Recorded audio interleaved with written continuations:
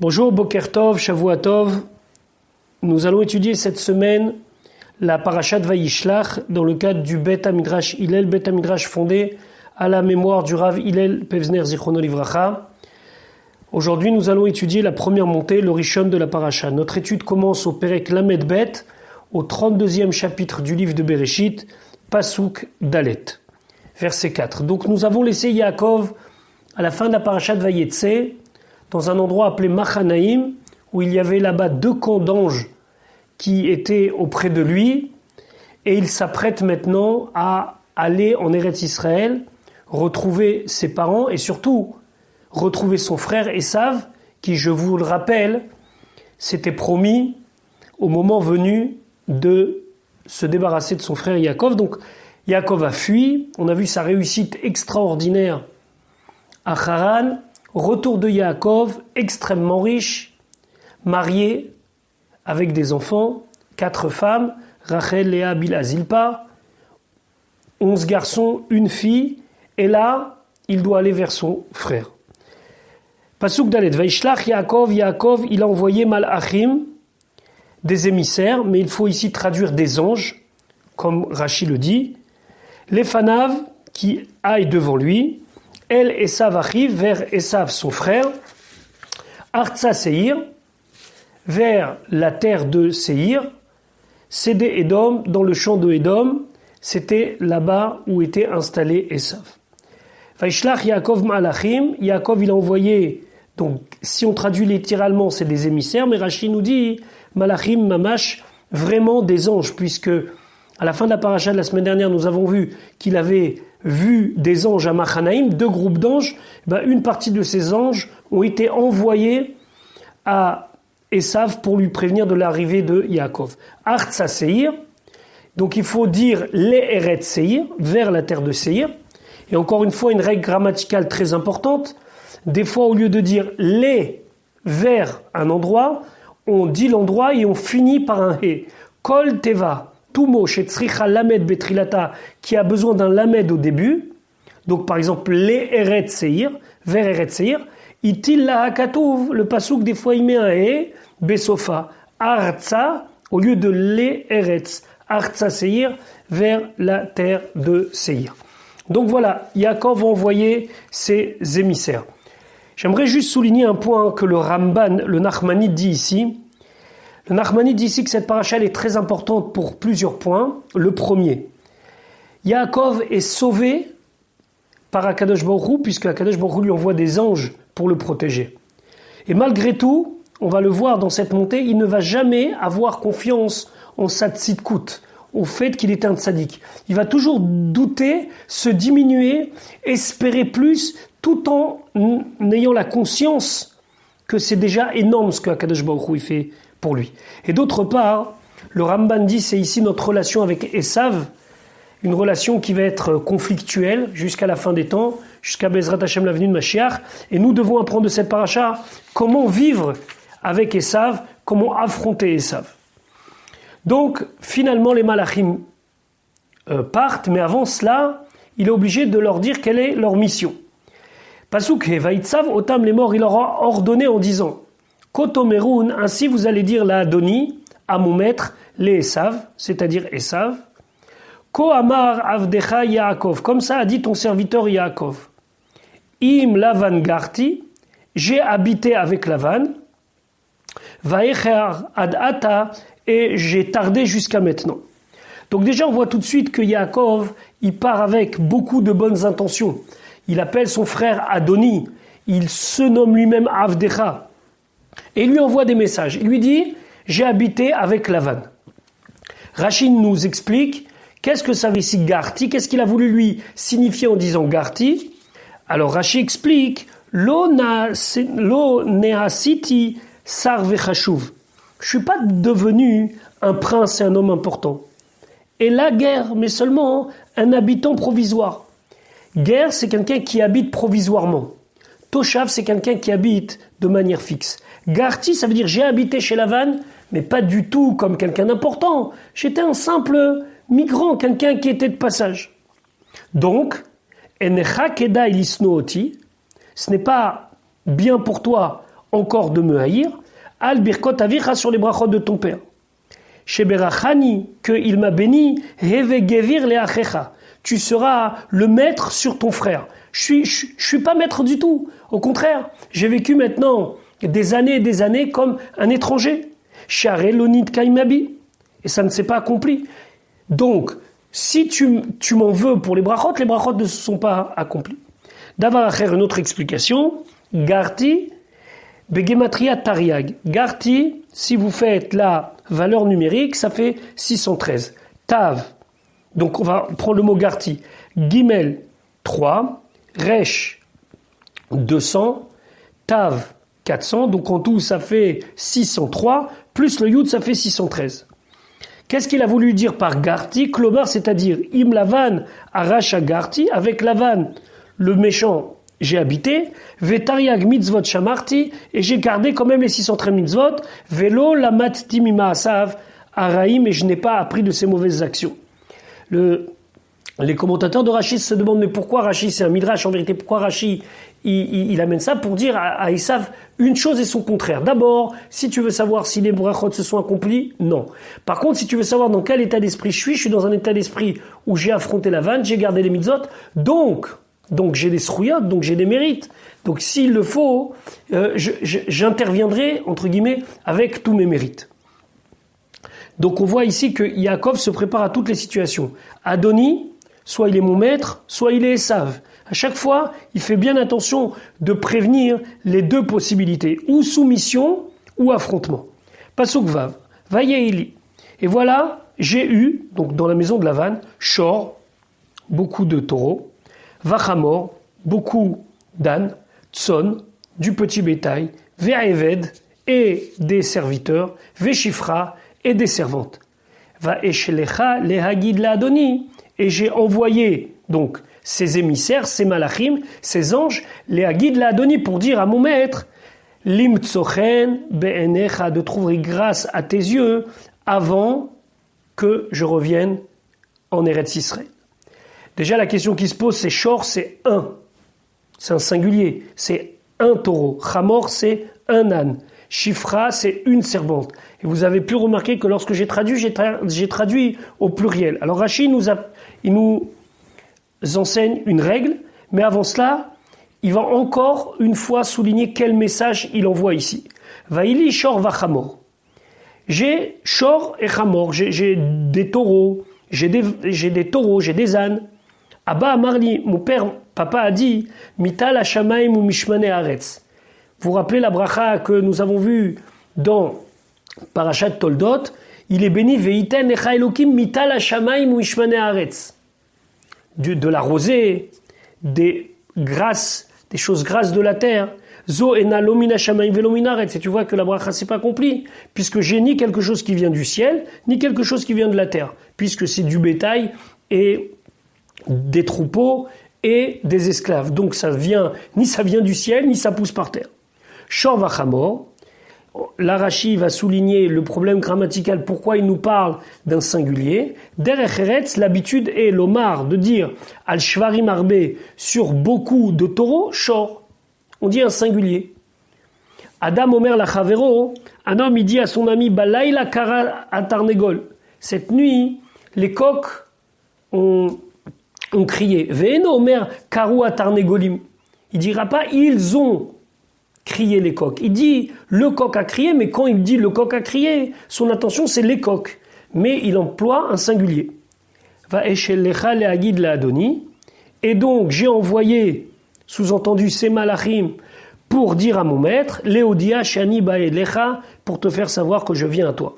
Limtsochen be'enecha, pour trouver grâce à tes yeux, shani shalem imecha, que je suis intègre avec toi, je suis en paix avec toi, je suis dans un bon état d'esprit, ou mevakesh, et je te demande, ha'avatecha, ton amour. Réponse des anges, réponse des émissaires. Pasuk Zayin, vayashuvu amalachim. Donc les anges reviennent, les émissaires reviennent, El Yaakov vers Yaakov, donc ils ont été chez Esav, mais ils reviennent avec un message. Les morts en disant, Banu el Achicha, nous sommes venus à ton frère. El Esav vers Esav. Vegam olech likratecha, et même lui, il va à ta rencontre. Ve'arba meot ish, et 400 hommes, imo, il est avec lui. Donc, regardez dans la structure du passouk, il lui dit, on est venu à celui que tu appelles ton frère, mais on a rencontré Esav. Et ce Esav-là, il vient à ta rencontre avec 400 hommes. Rachid dit, Banu el achicha, nous sommes venus vers ton frère, El Esav vers Esav. Shaita Omer, tu disais, Achiou, c'est mon frère. Aval unoeg imecha ki Esav racha. Mais lui se comporte avec toi comme Esav, le racha. Odenu besinato, il est encore dans sa haine. Donc, ils sont en train de lui dire, ne t'emballe pas trop, parce que lui, il n'a vraiment pas changé. Pasuk Chet. Réaction de Yaakov suite au compte-rendu des Malachim. Vayira Yaakov meod. Yaakov a eu très peur. Vayetzerlo. Il eut l'angoisse, il eut de la peine. Il a eu du tsar, de la souffrance. Va Yachatz, et il a séparé et Am, Asherito, le peuple qui est avec lui, Vet Atson, et le petit bétail, Vet Abakar, et le gros bétail, Ve Gemalim, et les chameaux, Lishne Machanot, en 2 camps. Déjà, cette répétition de dire Vayira, il a eu peur, Vayetzer, et il fut angoissé. Pourquoi?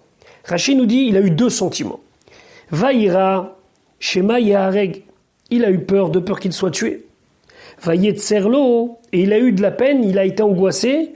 Im Yarok, s'il a besoin de tuer, ou et Acherim, lui, les autres. Et ça lui déplaît aussi. Il est face à une ambivalence. D'un côté, il n'a pas envie de mourir, d'un côté, il n'a pas envie de tuer. Donc, il fait un plan, plus ou moins pour sauver la situation. Pasuk tête.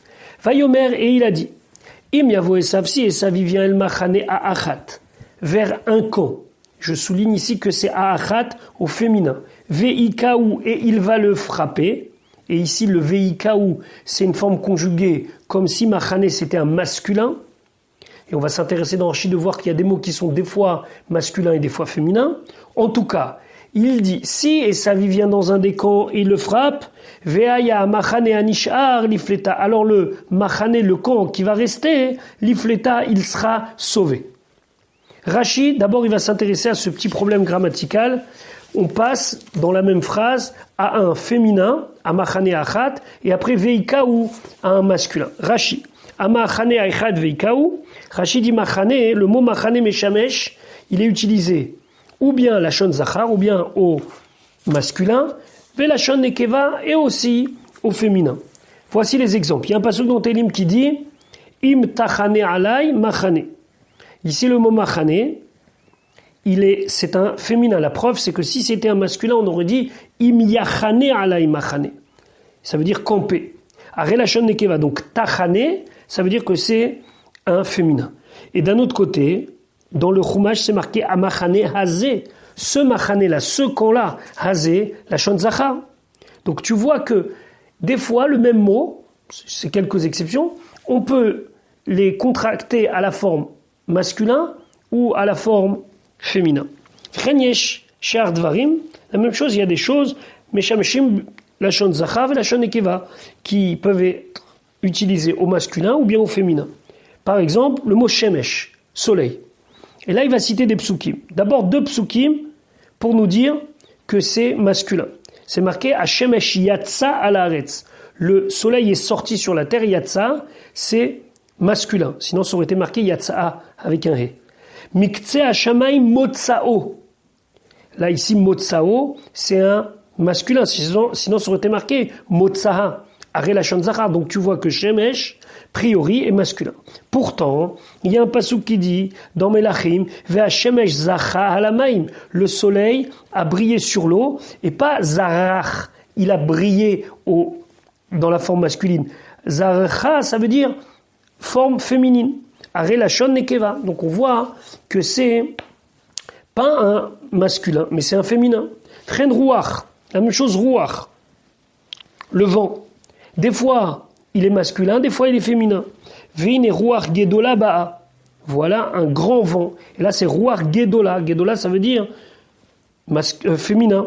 Et si c'était masculin, ce serait gadol. Aré la shon nekeva. Donc gedola, ça veut dire la shon nekeva, que ruach, le vent, c'est féminin.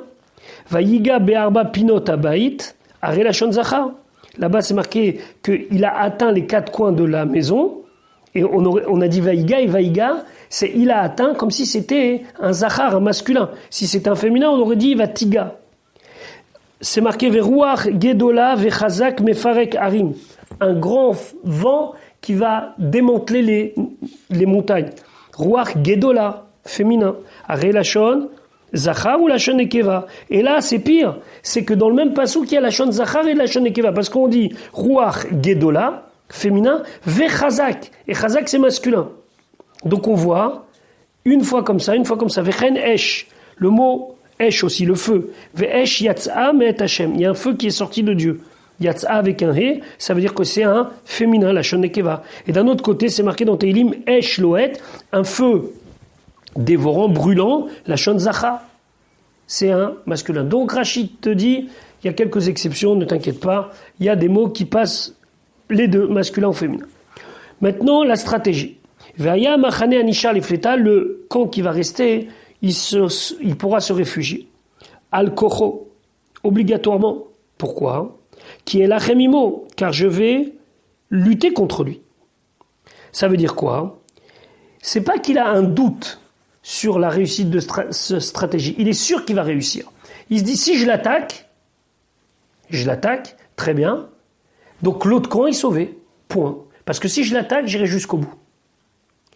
En vérité, Rashi nous dit, Itkin Atzmo, il s'est préparé l'Ishloshat Dvarim, il y a trois choses. Les Doron, il va lui envoyer des cadeaux, essayer de le soudoyer. Les Tfila, il va prier.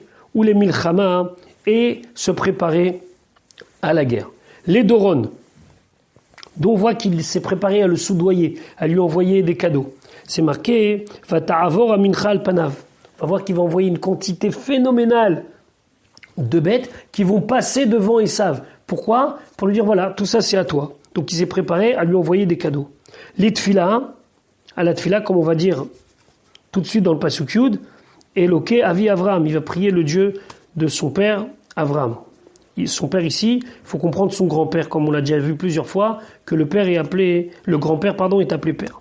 Les Milchama à la guerre, d'où on sait, Ve'aya Machane Anisha Lifleta, que le camp qui va rester, il sera en sécurité. Pourquoi il sera en sécurité ? Parce que j'aurai lutté et j'aurai gagné la bataille contre Esav. Donc Yaakov, il est prêt à le rencontrer. Mais avant cela, il doit, après s'être préparé donc à la guerre en divisant son camp, il va se préparer à la tfila.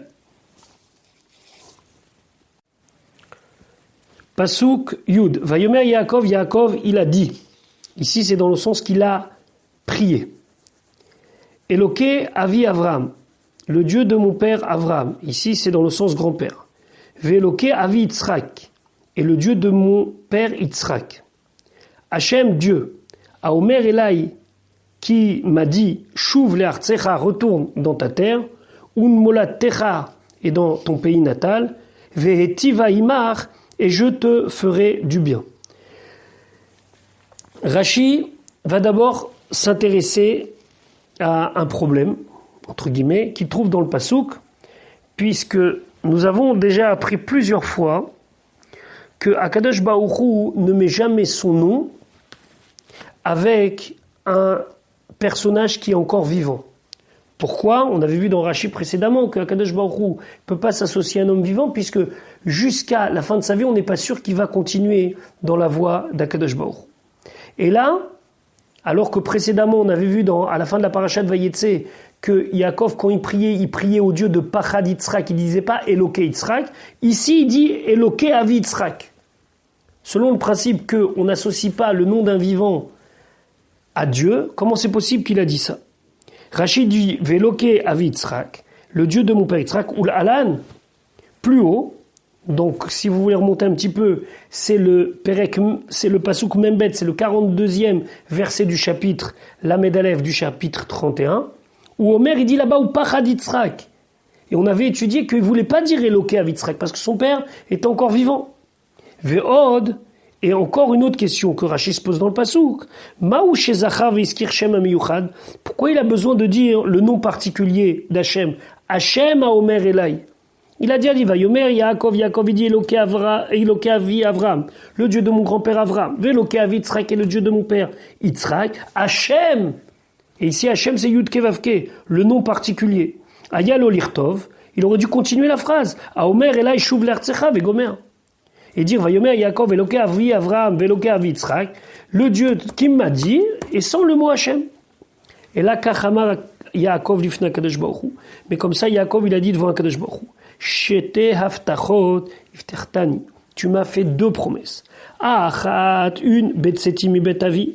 Mi Beersheva, quand je suis sorti de la maison de mon père à Beersheva, Shamar Tali, tu m'as dit, Vayomar, et il a dit, Ani Hashem Eloke Avram Avichav Eloke Yitzhak. Ça, c'était plus haut dans le Perek Rafret, dans le 28e chapitre de Bereshit.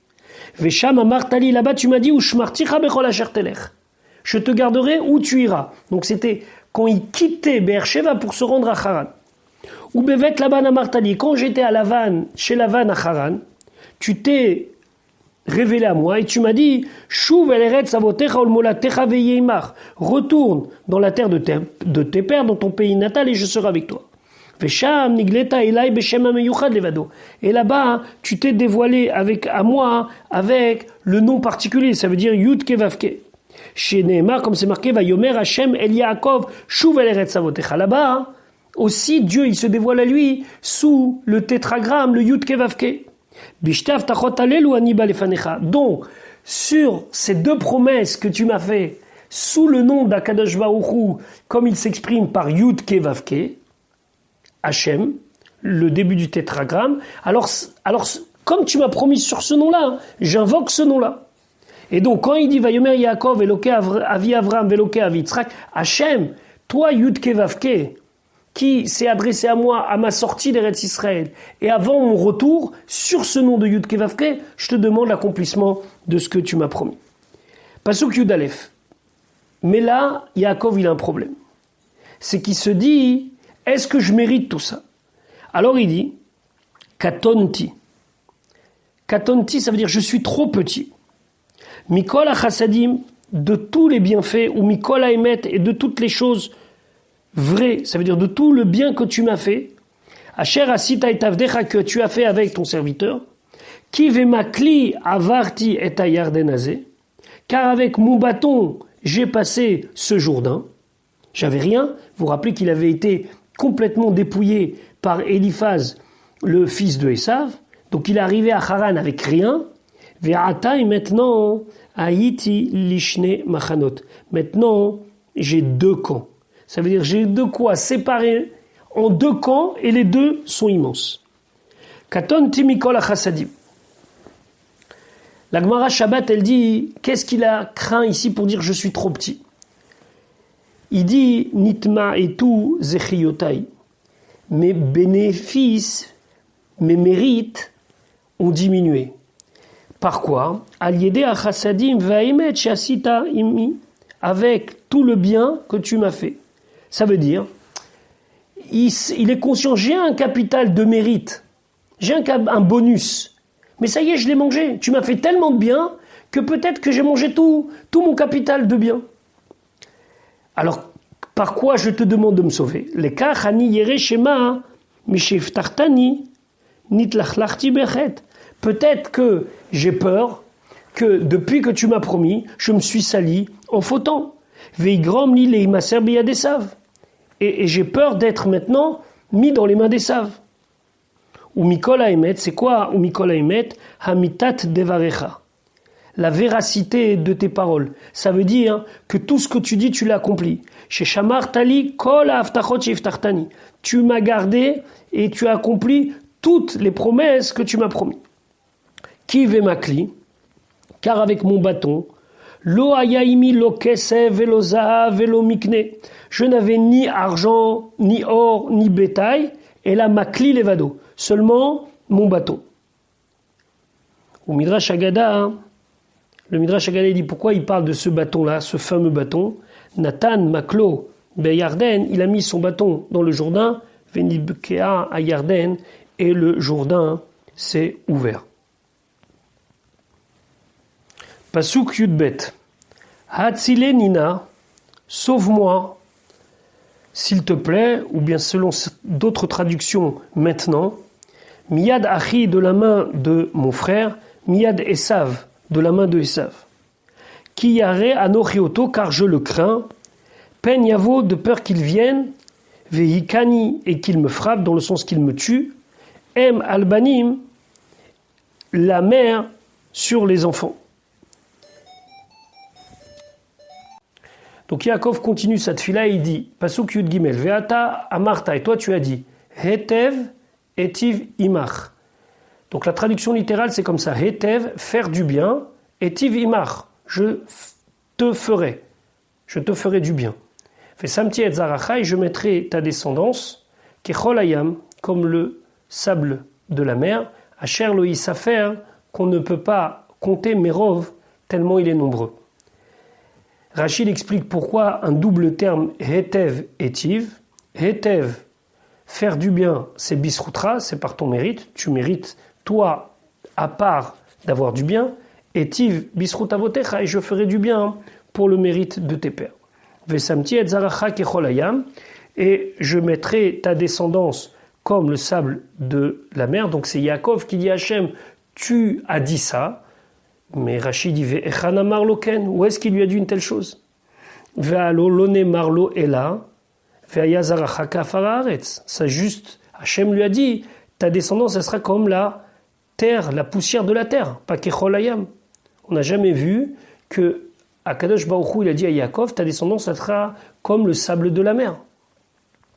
Donc, lorsque Yaakov dit ça, sur quoi il se base? Et là, Marlo, non. Il lui a dit,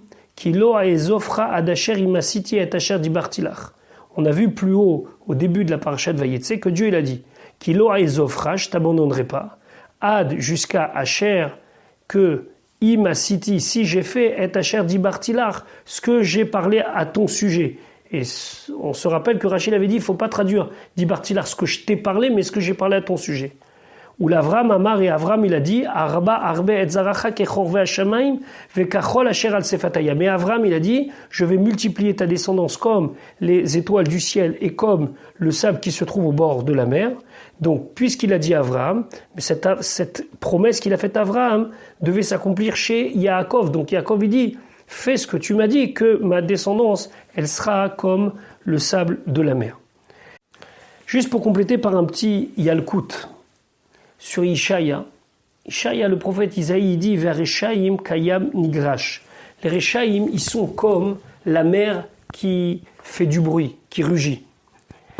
Lorsqu'on voit les vagues de la mer approcher, on a l'impression que l'eau va complètement recouvrir le sable. On voit ces vagues, et quand c'est des grandes vagues, on les voit arriver, on se dit il va y avoir un tsunami, il va y avoir un raz-de-marée, mais ce n'est pas le cas. Qu'est-ce qui se passe? La vague se casse et finalement elle finit par se courber et arriver sur le sable. Et finalement, le sable bloque la vague. La même chose, Esav, c'est comme une vague. Quand on voit cette vague arriver, c'est tellement grand Esav, c'est tellement fort Esav, qu'on se dit mais c'est pas possible de tenir. Alors Akadosh Baruch Hu, il a béni Yaakov kechol hayam. Finalement, le Ham Israël, il est comme le sable. Pas seulement ke'afar haaretz, il n'est pas seulement comme la poussière de la terre, pas seulement kechorve hashamaim, comme les étoiles du ciel. Il est kechol hayam. Kechol hayam, ça signifie avec cette force que le sable, il a de bloquer la mer. Et donc, de la même manière que ce Esav, là, il se présente comme une immense vague qui vient tout recouvrir, comme une espèce de raz-de-marée, nous sommes le sable qui empêchons la vague de continuer à progresser. Je vous souhaite une bonne journée et à demain.